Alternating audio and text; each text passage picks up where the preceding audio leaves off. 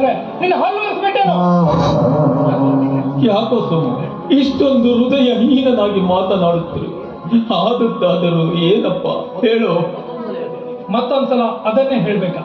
ಗಂಡನಿಲ್ಲದ ಈ ಮನೆಯಲ್ಲಿ ಅತ್ತೆಯ ಅಂಜಿಕೆ ಇಲ್ಲದ ನಿಲ್ಲಲು ಬಾರದಷ್ಟು ಮದ್ಯಪಾನ ಮಾಡಿ ಇನ್ನೊಬ್ಬನ ತೋಟಕ್ಕೆ ನಿಡುವುದನ್ನ ಕಂಡ ನನ್ನ ಕಣ್ಣು ಹೀಗೆ ಬೇಕಿತ್ತ?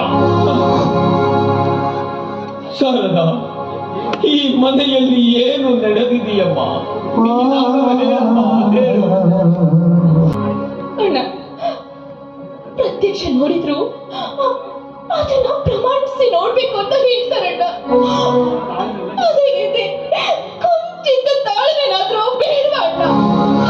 ಅವ್ರು ಹೇಳಿದ್ರು ಅನ್ನೋ ಮಾತ್ರಕ್ಕೆ ಅದನ್ನೇ ನಂಬಿ ನನ್ನನ್ನ ಏನೋ ಕೆಟ್ಟವಳು ಅಂತ ದೂಷಿಸಿದ್ದಾರೆ. ಇದು ಯಾವ ರೀತಿ ನ್ಯಾಯ ಹೇಳಣ್ಣ, ಹೇಳು.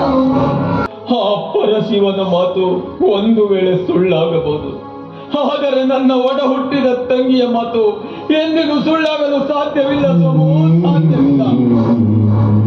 ಅವರಿಗೆ ಹೆಗ್ಗಣ ಮುತ್ತು ಎನ್ನುವ ಗಾದೆ ಮಾತು ಹೇಳಲು ಇದು ಸರ್ವಜ್ಞನ ಮನೆಯಲ್ಲ. ಇದೇ ರೀತಿ ಮಾತನಾಡುತ್ತಾ ಸೋಮುವಿಗೆ ಮತ್ತಷ್ಟು ಸಂಕಟವನ್ನು ಕೊಡಬೇಡಿ.